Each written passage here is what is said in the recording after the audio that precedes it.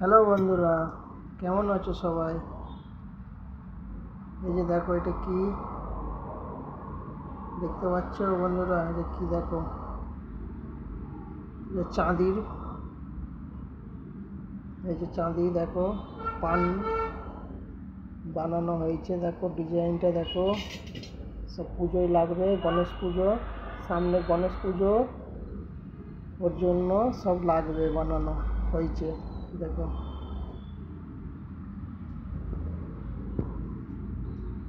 বন্ধুরা, ভিডিও ভালো লাগলে লাইক শেয়ার কমেন্ট করবে।